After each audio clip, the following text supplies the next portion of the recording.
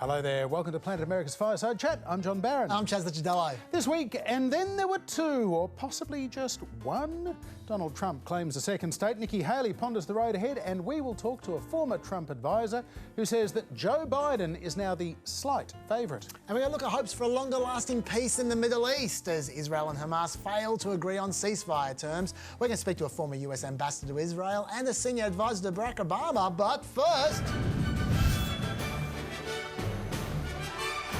And it was a good result for Donald Trump in the Granite State this week. He won a comfortable 11-point win over his last remaining serious rival, Nikki Haley. Now, the Republican primary record turnout of 300,000 voters, John, even more than the 287,000 in 2016. So scratch that theory from last week that Republicans aren't motivated. I'm going to come back to that number in a second. But as always, there were some interesting exit polls. First, interesting result here. The younger the voter was, the better Donald Trump did. It wasn't a huge difference, mind you, but Trump's worst demographic was over 65s. He won 53% of them. And his best demographic was under 30s. He won 58% of them. Now, there weren't many under 30s, only 10% of voters, but still interesting, I think. It is. I guess it suggests if you are a young Republican these days, you are a Trump Republican these days. He's been dominating the party for 8 years now, which in young people's lives is a long time. That's right. Unsurprisingly, Haley won the undeclared voters. They're the independents. She won them 64 to 35%. But Trump won a massive 74% of Republican voters, and that is why Nikki Haley simply cannot win this primary. Actual Republicans don't rate her.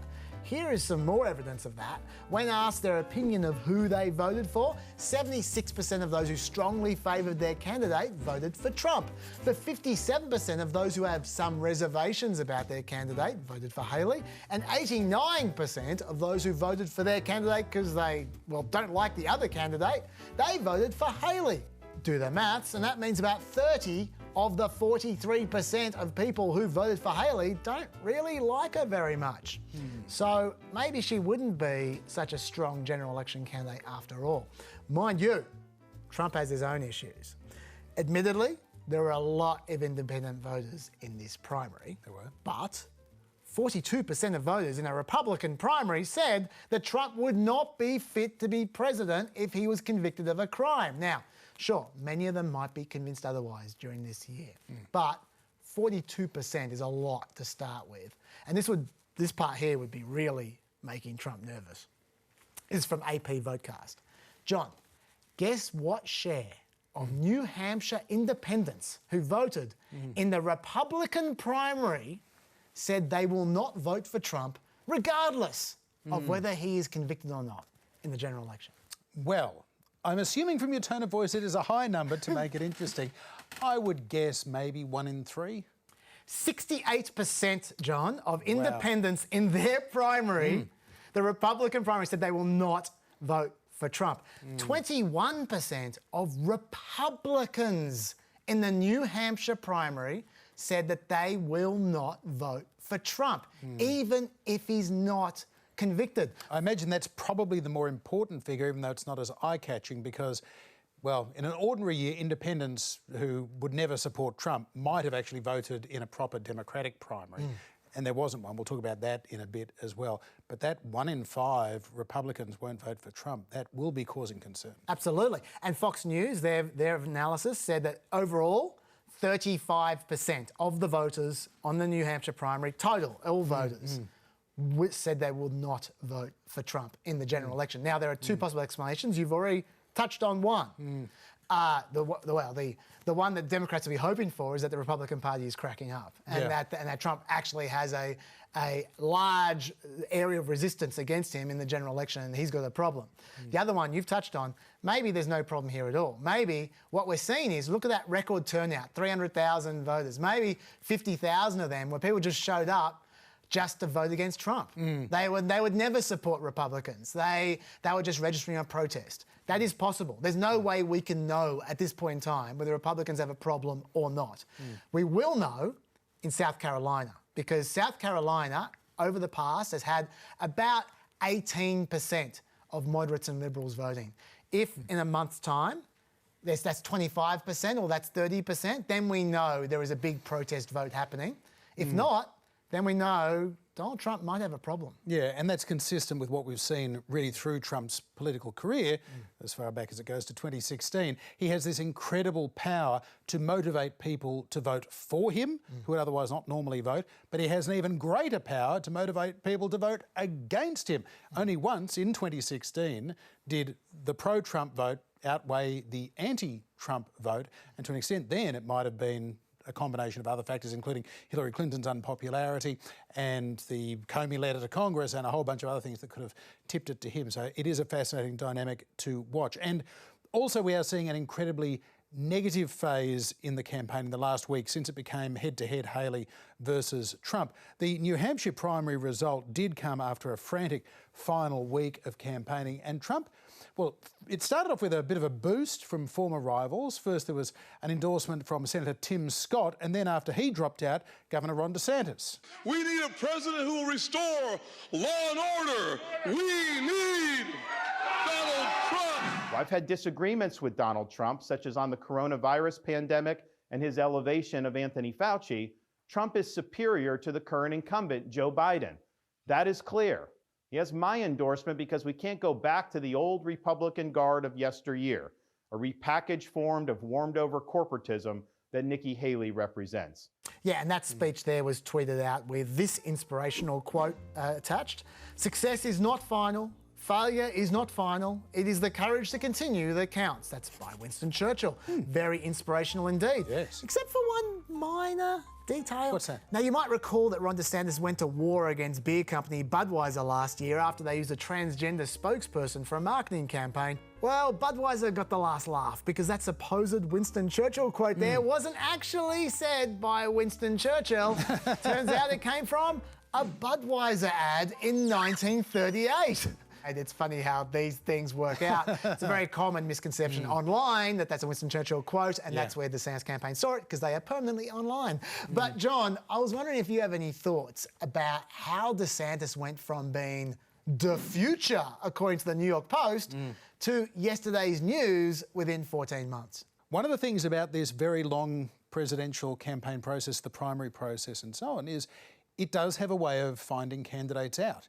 You get tested in states like Iowa and New Hampshire when, like Ron DeSantis did, you go to all 99 counties and you meet people in small groups of a few dozen or a few hundred.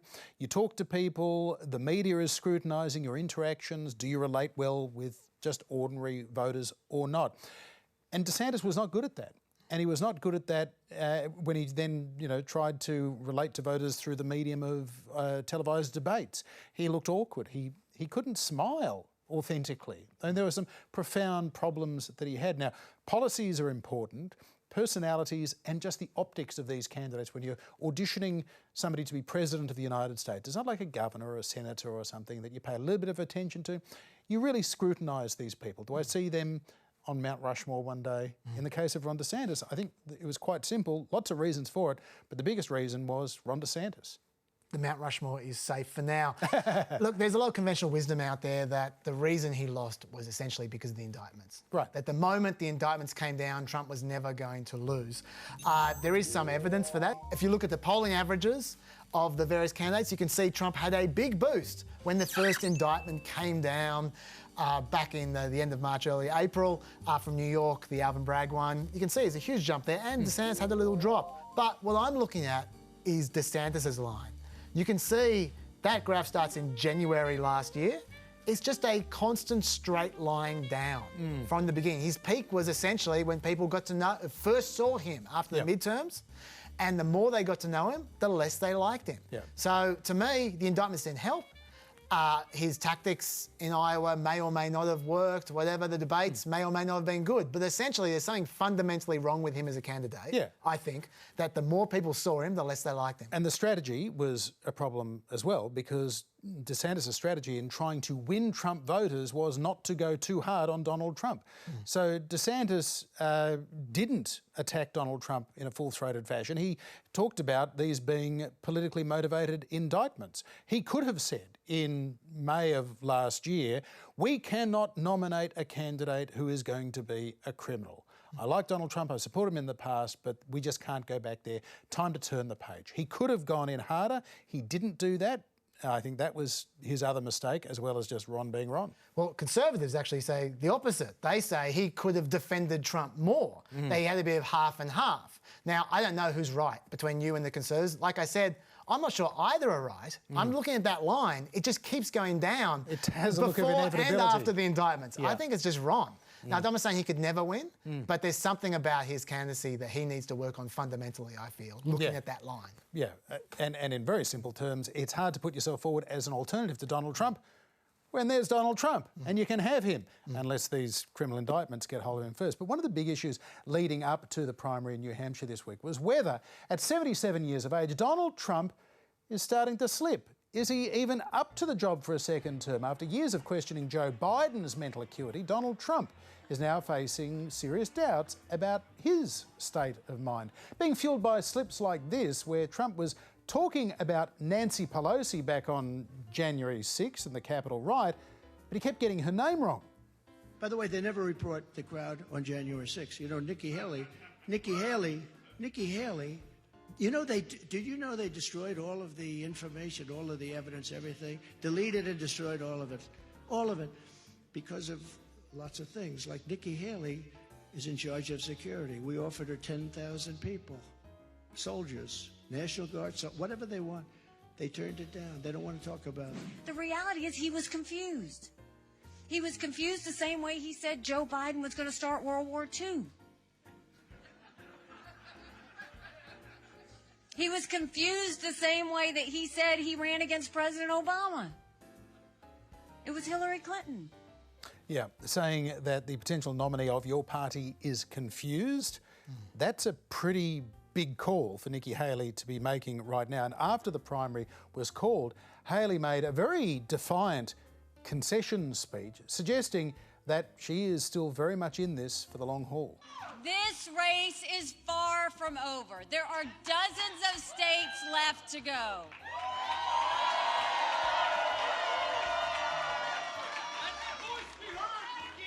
And the next one is my sweet state of South Carolina. And certainly, Chaz, Nikki Haley isn't letting up in her attacks on her former boss. She is now repeatedly making this argument that of all the Republicans out there, she is the most electable. With Donald Trump, Republicans have lost almost every competitive election. We lost the Senate.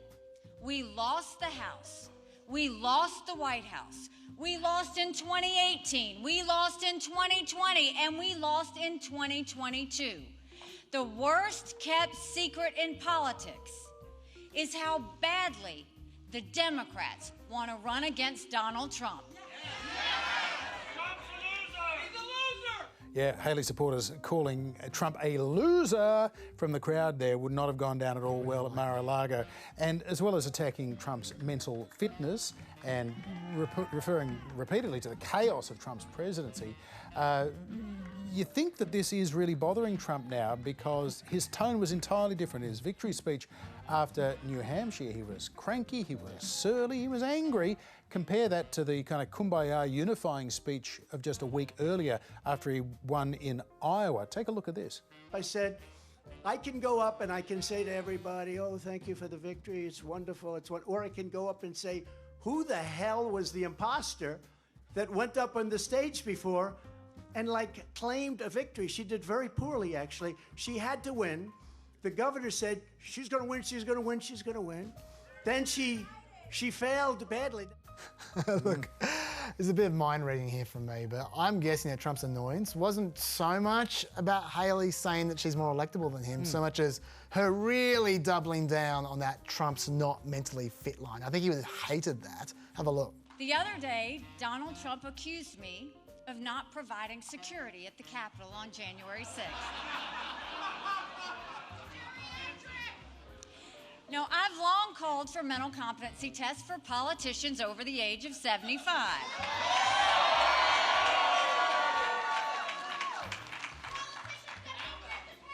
Trump claims he'd do better than me in one of those tests. Maybe he would, maybe he wouldn't. But if he thinks that, then he should have no problem standing on a debate stage with me. And that was the grab that all the news programs ran on the night of the New Hampshire primary. Trump would have hated that. I reckon he would have particularly hated hearing that audience member yelling out, geriatric! The problem for Trump, though, is by Haley going so hard on these old person attacks, she mainstreams them. The Democrats have been trying to run these attacks for ages. No one's bit. As soon as Haley starts running them, another Republican, it gets in the newspapers. They're everywhere. And this is why Trump wants to end this primary now. So my question to you, John, is he right? Is this primary over, effectively? Well, if this were a normal year, then you would say a Republican candidate who wins Iowa and New Hampshire, only incumbents have ever done that in the past. So Trump, as a technically non-incumbent, winning those two, you'd have to say it is almost certainly over. That being said, we're only talking about a couple of dozen delegates for each of the two leading candidates so far. They need over 1,000. So there's a long way to go. The question is, does Nikki Haley really think that she's got enough momentum from a third place in Iowa and a second place in New Hampshire to suddenly win South Carolina, her home state? If she doesn't win South Carolina, her home state, it's going to look pretty bad and it's not going to help her on Super Tuesday. But if she does stay in, through South Carolina and Super Tuesday as well. Why is she staying in? Is it because she thinks that one of these criminal cases is going to derail Trump's campaign and she can say, well, I came second, not, you know, I'm not going to quit a week after Ron quit because that puts us on a par at a brokered convention, hypothetically.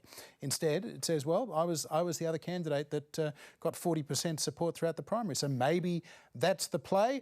Or maybe the people that are bankrolling Nikki Haley, like her supporters, really hate Trump and would rather see Joe Biden be president for 4 more years or Kamala Harris than Donald Trump for 4 more years. We'll find out what Nikki Haley's play is soon, but it could also be in 2 or 3 days she'll get a look at a South Carolina poll that has it down by 30 points and says, you know what, I'm done.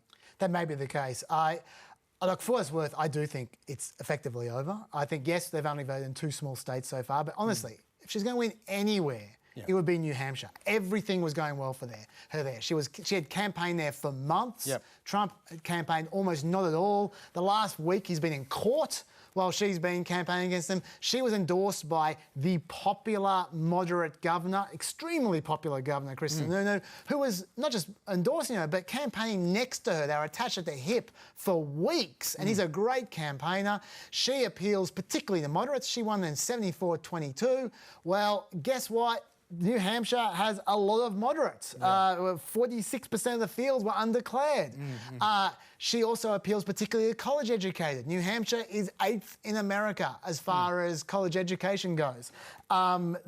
She had also New Hampshire has a culture of defying Iowa. They like to do the opposite of Iowa, and they like to elect moderates. She had every advantage, and she still lost by 11 points. So to me, that was a huge loss. She's where John Kasich was in 2016 as the runner-up in a state where you're never going to be second again. You're going to be a distant third or fourth. You're going to be getting 30% of the vote at best. And you look what's coming up. The next thing is Nevada, where she's not even registered in the actual contest. Trump is running unopposed, so he's going to win that. She's in some other pool for some reason I don't understand. Then you got South Carolina, which she's the governor of, yes, or the ex-governor of, yes, but that means they know her. And she's still 30 points down, even though they know her. So how is she going to change their mind? It is an open primary. You get Democrats who can vote in there, but traditionally, a lot more Republicans and Conservatives vote in there, and they don't appeal to her. The most optimistic way of Haley looking at South Carolina is the Obama 2008 playbook, where Barack Obama was polling very poorly in South Carolina, even though African Americans make up the majority of the Democratic electorate there. It took Obama winning in Iowa, coming a close second to Hillary in New Hampshire, for African American voters to stop supporting Hillary Clinton, because you remember African Americans had a long and abiding tie to particularly Bill Clinton. Toni Morrison describing him as the first black president. Well, they were then convinced that, oh, Barack Obama is the real deal. He can play on the national stage. We will support him. So Nikki Haley may be hoping for a switch like that, but that's where I think the polls that she sees in the next few days will tell her if that's happening or not. You know what Obama had? He had money. She's going to have so much less money than Trump over the next month. He's going to dominate her on the airwaves. And on top of that, every single interview she does next month, that half the questions will be, when are you going to drop out? Fox and Friends conducted an interview with her on the day of New Hampshire where every question was, when are you going to drop out? So that's what she's going to give her the stink of death, right? So it's not going to be easy for her, but I do have a proviso. If it was normal, she should just drop out right now, and maybe she will. But given what I said before about the resistance to Trump, if she's decided to go Chris Christie and to become the leader of the resistance against Trump, then she should just go as long as she can. That makes perfect sense. Let's see how it builds. And we'll know if she's planning to do that in the next week or two. Let's see how she campaigns. Does she become more negative? Does she keep on going about his age? Or does she try and win over Republican voters by putting herself forward? We'll see. Yeah, well, that's the play. If she wants to run for president again in 2028, which looks like she does, that puts her in a much stronger position because she's not going to be Trump's VP, but whoever is Trump's VP will be the front runner for 2028 because Trump cannot serve another term after that. We'll see. Before we move on, though, there's one thing that I wanted to point out. It was a very weird speech, not just angry, but weird. Cognition aside, he literally started his speech with an out-and-out falsehood. A lie. Take a listen to this. You know, we won New Hampshire 3 times now. Three. We win it every time. We win the primary, we win the generals, we've won it, and it's a very, very special place to me. It's very important. Now, it is certainly true that Donald Trump won the primaries in New Hampshire. 2016, John Kasich. 2020, he had a challenge from Bill Weld, the former Massachusetts governor, beat him easily. And defeating Nikki Haley this week does mean Trump has won all 3 New Hampshire primaries. But he said he won the general as well. That's the presidential elections of November of 2016 and 2020. And that is just flat out wrong. He did not win those elections. In 2020, he lost to Joe Biden by over 7 points. In 2016, he lost to Hillary Clinton. It was a very narrow loss, but he still lost. He has never won New Hampshire at the national level. And then there was another bizarre claim where he suggested that New Hampshire's governor, you're talking about Chris Sununu, who endorsed Nikki Haley, he said, well, Sununu is on drugs and, probably worse still from Trump's point of view, he's unpopular. You have the now very unpopular governor of this state. This guy, he's got to be on something. I've never seen anybody with energy. He's like hopscotch. I don't know what he means by hopscotch there. Maybe you think Sununu's jumping around the state on one leg. But polls show that Sununu is actually one of the most popular governors in America. 63% support. That's more than 20 points ahead of Trump's average favourability. So again, malarkey. And speaking of polls, Trump in that same speech claimed that he was leading in South Carolina by 50 points. Now, in the average of polls, it's 30 points. The best ever poll, he's 35 points up. But it's still a big, big lead, and yet he just makes up this completely fictional number. And it is frankly bizarre. It's something that Trump seems to do time and time again. And why was he doing it? Why was he feeling as though he had to kind of puff himself up? I feel as though he was put in that mood because of the way that Haley has been attacking him, undermining him, saying that he's, basically he's losing his marbles. And she was up, and I said, wow, she's doing like a speech like she won. Imagine somebody losing an election and then acting as though they had won that election. That is just terrible, isn't it? John, where have you been for the last 8 years? This is what he does. He's winning every poll by 1,000 points. Everyone loves him. All his opponents, everyone hates them. This is just what Trump does. Having said that, you're probably making a good point. It's probably good that you're doing this because we did learn something very valuable in New Hampshire. I find in life you can't let people get away with bullshit, okay? You can't. You just can't do that. Hey, I don't make the rules. Whatever you want, Trump. Yeah, from his lips to God's ears. Meanwhile, President Biden was involved in a weird primary of his own in New Hampshire this week because the Democratic Party wanted to strip the Granite State of their first-in-the-nation primary, handing that to South Carolina instead for the Democrats. Biden was not technically on the ballot. There were long-shot rivals on that ballot. Dean Phillips, Marianne Williamson were both there. There was a campaign to have voters write in Biden's name on the ballot. So you have to go all the way down the list of declared candidates, tick a box, and then write in Joe Biden. at the bottom of it.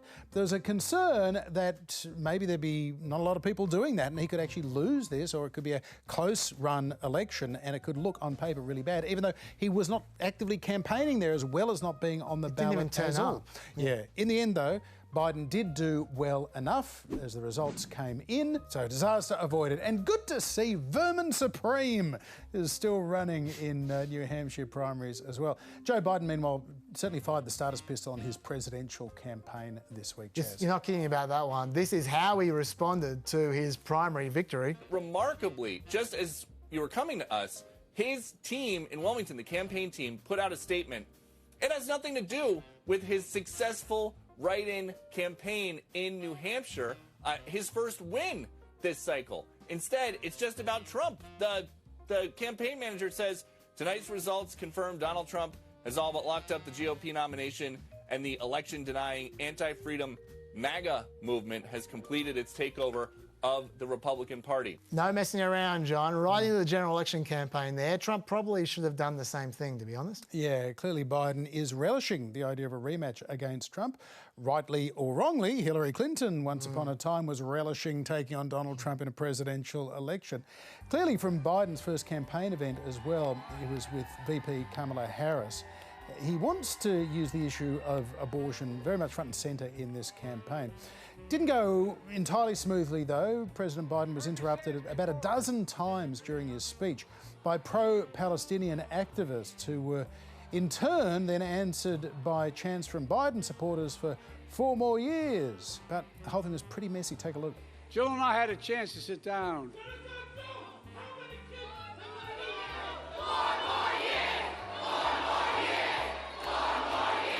I told you how proud we were of your courage, Amanda, standing up and speaking out on such a personal issue to help so many women. And so, as a kick-off event that is both signals clearly the importance of the abortion issue for Democrats in 2024, but also a reminder that when you're out doing traditional on-the-stump campaigning for Joe Biden, things can get a little bit messy at times. They can, but one thing you can't predict is, as you say, the Democrats want this to be about abortion. Republicans want it to be about immigration, Democrats, abortion. And you know that because they're already running their general election advertising like this. I never thought that I would need an abortion for a planned pregnancy, but I did. 2 years ago, I became pregnant with a baby I desperately wanted. At a routine ultrasound, I learned that the fetus would have a fatal condition and that there was absolutely no chance of survival. In Texas, you are forced to carry that pregnancy, and that is because of Donald Trump overturning Roe v. Wade. The choice was completely taken away. I was to continue my pregnancy, putting my life at risk. It's every woman's worst nightmare, and it was absolutely unbearable. We need leaders that will protect our rights and not take them away. And that's Joe Biden and Kamala Harris. That lady, by the way, Austin Dennard, her case went to court, so we know a lot about it. There was no serious suggestion that she was facing death, which is the reason why Texas would not allow her to get an abortion. That's their abortion laws. But what she says is absolutely correct about her baby. There was no chance of it surviving. And that's what makes it such a incredibly powerful ad, and we will see many, many, many more of them over the next 10 months, John. Yeah, and just quickly, people are now thinking, well, is this just going to be a rerun of 2020 between Trump and Biden? It's a rematch for sure. It's not a rerun.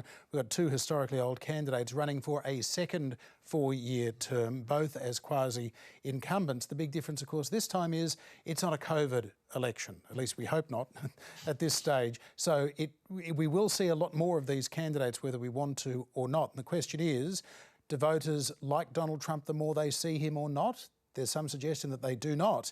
And they're not crazy about Joe Biden, but the question about whether Joe Biden is mentally up to the job, whether Donald Trump is mentally up to the job, whether these are also good people or bad people, these are the questions that a lot of voters will make their choices based on, as well as issues such as the right to choose to have an abortion or not. But for more on the state of the Republican race, is it over or not, and this likely general election rematch, we're joined by Sam Nunberg. He worked with Donald Trump before the 2016 election. He supported Ron DeSantis in this campaign. Sam, welcome back to the Fireside Chat. Thank you for having me. So, Sam, you saw Donald Trump this week. Was he contented with an 11-point win in New Hampshire? Was he really hoping maybe for more like a 20-point win to knock Nikki Haley right out of this contest? He wasn't as happy as he was after Iowa, for sure. Well, you certainly took the point I was going to make. And last week, after the Iowa caucus, he came out and he was magnanimous, and he said that Nikki Haley and Ron DeSantis ran very good races, and it's time to unite. Nikki Haley smartly coming out extremely early after the race was called for Donald Trump. She didn't wait long. She came out to give her speech, and she attacked Donald Trump. It was very negative, and promised to go on into South Carolina. So what you saw were the two different Donald Trumps, and those are really the two different types of Donald Trumps that will decide the general election, or will have a major factor in the general election if it's not already baked for Joe Biden to win. Sam, I think everyone agrees that Nikki Haley is not going to be the Republican nominee. Do you think it's a good idea for her to keep on campaigning? Do I think she's going to win South Carolina? No.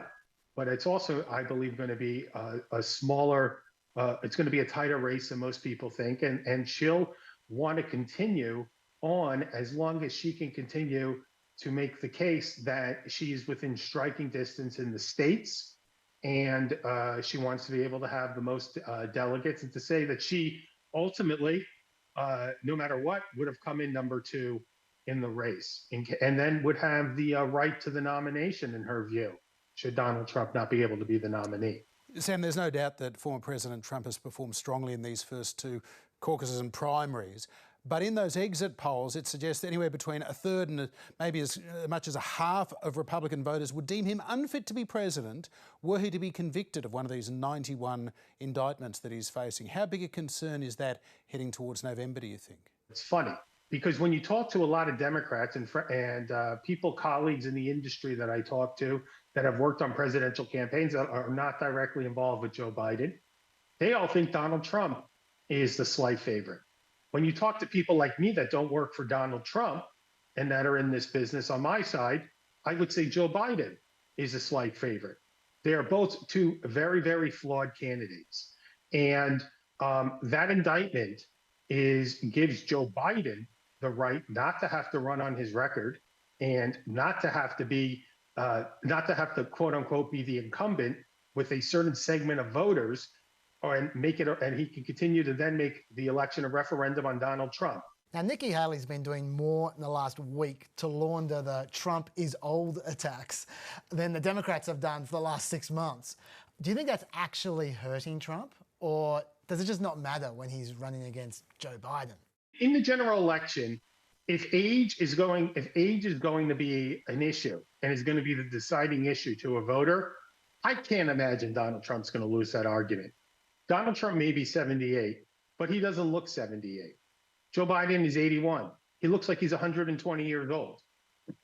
Donald Trump, whatever problems he has if he makes some mistakes or rhetorical flourishes when he talks, they're nothing like Joe Biden. And the optics, or when you see Joe Biden, wandering around issues like that. So if age is the factor, if age is going to be the deciding factor, I don't think that that's a winning issue. Sam, you worked with Donald Trump for years. You know him well. Why do you think he makes demonstrably false statements, such as he did numerous times during that speech, including the number of times that he claimed to have won New Hampshire in the general election? Is that a sign, as some would suggest, of cognitive decline? Is it, as others would suggest, a sign that he is just a pathological liar? I wouldn't say Donald Trump is having cognitive.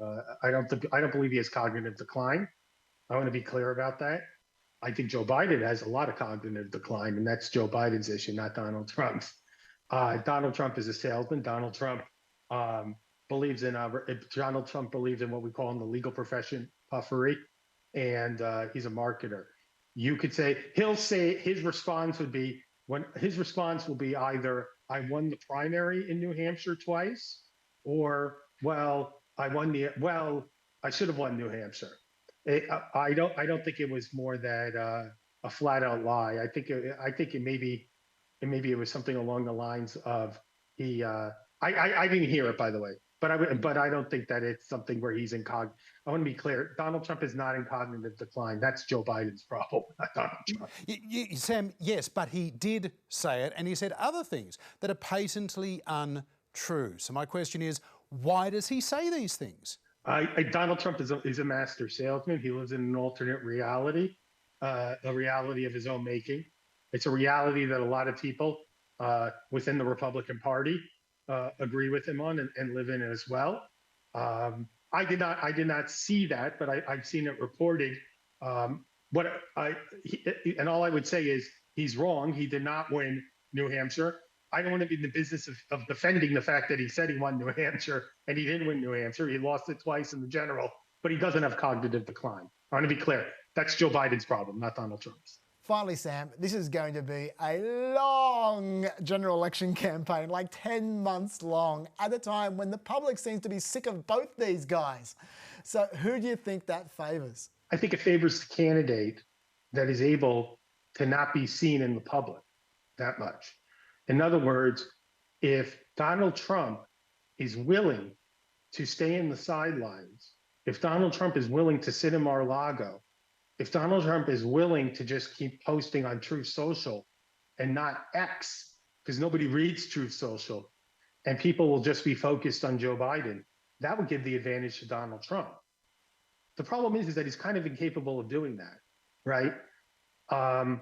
So it does favor the candidate that is least seen, frankly, which is ironic. Sam Nunberg, always good to get your insights. Thank you for having a fireside chat. Thank you. A successful record in foreign affairs is no guarantee that an American president will be elected for a second term, but failures can help to doom their hopes for 4 more years. Jimmy Carter presided over peace between Israel and Egypt with the Camp David Accords in 1978, yet was brought down by inflation and the Iran hostage crisis 2 years later. George Bush presided over the fall of the Berlin Wall, the end of the Cold War, the collapse of the Soviet Union. Operation Desert Storm ousted Iraqi forces from Kuwait, yet he too was undone by a struggling economy in election year. And right now, President Biden is hoping that low unemployment, easing inflation and petrol prices, strong growth figures will start to be felt around more American kitchen tables. It's not showing up right now. And he also knows that his handling of the conflicts in Ukraine and Gaza could help to seal his fate in November if voters feel that he's not only unable to make their lives better economically, but the world safer as well. This week, there was perhaps a glimmer of hope that a longer-term ceasefire between the Israelis and Hamas could be close at hand, one that could even create an opening to establish a Palestinian state, which, if it happened, would certainly be seen as a crowning achievement of Joe Biden's long career. Israel has given Hamas a proposal through Qatari and Egyptian mediators that would include up to 2 months of a pause in fighting as part of a multi-phase deal that would see all the remaining 136 hostages released. In exchange, Israel would release a pre-negotiated amount of Palestinian prisoners and the redeployment of Israeli defense forces so that some would be moved out of main population centers and would allow a gradual return of Palestinian civilians to Gaza City and the northern Gaza Strip. But is sadly so often the case, Chaz, those glimmers of hope were soon extinguished. Through Egyptian intermediaries, Hamas dismissed the prospect of a 2-month ceasefire in return for the release of the hostages. And then from the Israeli side as well, there was a stiffening of rhetoric. So it didn't seem as though much progress had been made on either front. Yeah, meanwhile, America has been trying the entire time to push for ceasefires and to push in particular for a 2-state solution. Biden is very fixated on the 2-state solution. Netanyahu just comes out and says, no 2-state solution, sorry. And I think that would have been quite frustrating to America. We certainly saw in the last couple of weeks them becoming increasingly public in their desire for Israel to wrap the war up, I think, expressing their frustration. We have been talking to them intensely about a transition to low-intensity operations. We believe it's the right time for that transition, and we're talking to them about doing that. And I should say as well, at the same time, Hamas have also said no to a 2-state solution, and they've promised to attack more as well. So you can see the frustration and mistrust building between all parties at this point in time, John. Yeah, indeed. Meanwhile, the US and British forces continue to conduct more airstrikes against the Houthi militants in Yemen. They've been trying to block shipping through the Red Sea and the Suez Canal in recent times with some success, and these airstrikes, well, it's hard to gauge their level of success at this stage, but it does still raise the prospect of a wider regional conflict. But for more on this issue, I spoke to Daniel Kurtzer. He's a former United States ambassador to Egypt. That was during the Clinton administration. More recently, he was US ambassador to Israel in the Bush administration. It was reported this week that President Biden and Prime Minister Netanyahu spoke for the first time in over a month. That surprised me. Did it surprise you? It was actually surprising how often the president had spoken to the prime minister before this. Every few days after October 7th, clearly the president was trying to establish the kind of relationship with Netanyahu that would allow him to ask Netanyahu to do hard things. But as we understand it, the phone call before this week ended rather unhappily. I think the president was a bit upset that Netanyahu was not listening, not paying attention, and certainly not responding to what the president was asking. You talked there about Biden wanting Israel to do hard things. What sort of things do you mean? Well, I think the primary issue on the president's mind involved the humanitarian situation, the civilian casualties. The president expressed from the beginning great understanding over Israel's right to self-defense and the fact that it was going to act militarily in a very tough manner to try to debilitate and maybe even decapitate Hamas. But as the war unfolded after October 7th, I think the president became increasingly concerned over the level of civilian casualties and the fact that as the bombing campaign continued, humanitarian distress increased exponentially. And I think that's what the president was hoping, that he could get some responsiveness from Netanyahu.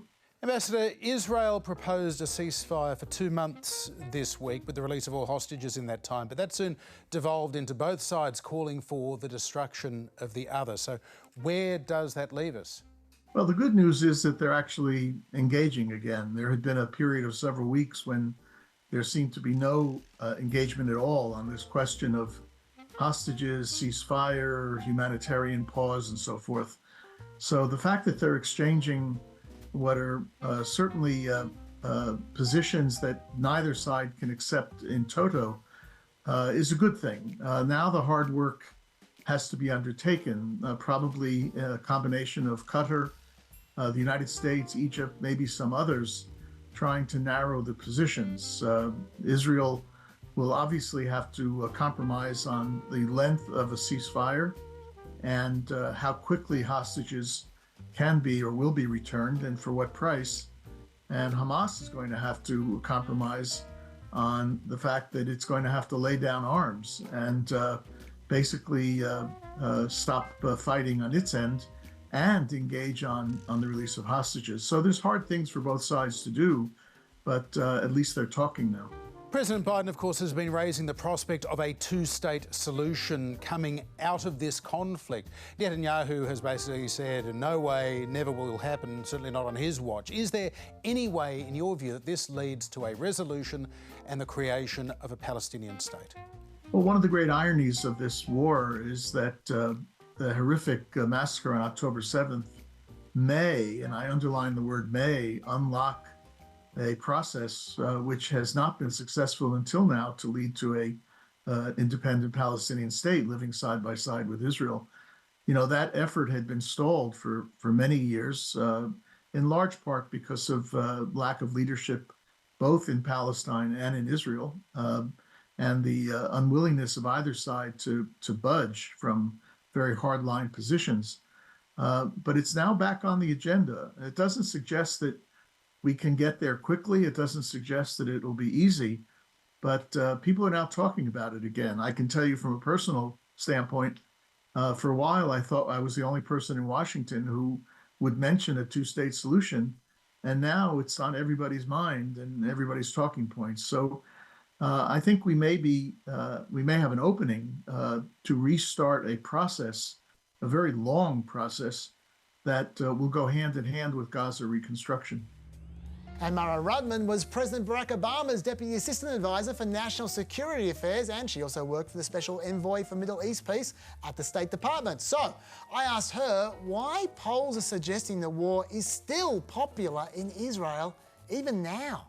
So I've talked to a lot of different people from across the political spectrum in Israel, and as a people, right now they have a national psychology of having been invaded. I think further underscored by just the brutal nature and the very personal nature of the kinds of crimes that were committed, including the rape of women and probably also of men. So the most direct kind of violation. And it is such a small country that it is a national psychology, because almost everyone knows or is one degree removed from someone who is directly in the path of this terror and this invasion.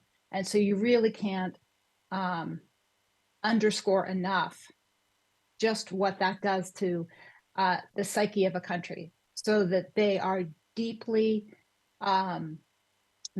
scared of just what an organization like Hamas that is literally walking distance from some key communities within Israel, deeply scared of what they're capable of. And I think in some cases it is preventing or blinding them from seeing both what is happening to so many innocent civilians in Gaza, Palestinians in Gaza, obviously the vast bulk of the population not associated with Hamas. And also makes it harder for them to see why so many of the rest of us and the rest of the world and the rest of the region are saying, listen, you need a pathway to two states and a Palestinian state alongside an Israeli state to actually make you Israelis more secure. But that will take having the kind of leader who believes in that and can help them get there. And that is not the current leader that they have. Let me ask you, is there any other realistic long-term alternative for the Middle East other than a two-state solution, in your view? And if so, what could it be? In my view, there's not. Obviously, there are people with other views, many of whom right now are Palestinians and Israelis living in the area.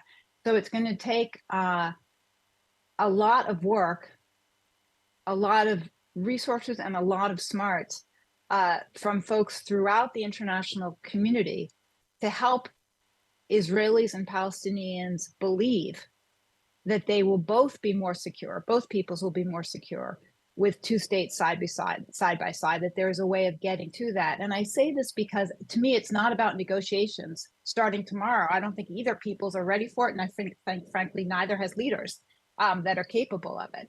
But it's a matter of looking at how you work to figure out what both peoples need to feel more secure, and how the international community can come together with Israelis and Palestinians to start showing that, putting some positive marks on the ground, so to speak, to help get them there and help to build up and support those who would lead both peoples in that direction. But it's not instantaneous. It's, I think, for those of us on the outside who may feel frustrated that it seems so obvious, I think we have to appreciate just how different it is when you're living there day to day. If you're a Palestinian who isn't a big fan of the war and isn't a big fan of Israel and isn't a big fan of Hamas, what can you possibly do in the short term or the long term to improve your life? Well, first of all, you've just described many Palestinians I know. No love lost with Palestinian leadership or with Israeli leadership, and real concerns about Hamas and frankly, the extremes in both peoples. What can they do? They can't publicly speak out at this point for a variety of reasons. I would say if you're a Palestinian who doesn't like Fatah, the basis of the Palestinian Authority leadership, you have a little more ability to speak out publicly, but not a lot. And under Hamas control, you couldn't speak out at all in terms of disagreement. so that on their own, there's not a lot they can do, which is why I suggest that those of us on the outside need to find ways to create space, to get some wins on the ground, to have the many people who I know have those views inside be at a place where they can see some hope moving forward and can feel more comfortable than publicly expressing as well where they are. Mara Rudman, thank you so much for answering a series of impossible questions. No problem. Thanks a lot. And that is all the time we have for tonight's Fireside Chat. Planet America returns next Wednesday night, 9:30 p.m. on ABC TV, and we'll be back here by the Fireside next Friday at 8 p.m. on ABC News as well. Both programs are up on ABC iView, YouTube and Facebook, and if that's still not enough, there's always the Planet Extra podcast pep in all the usual pod places. Bye-bye.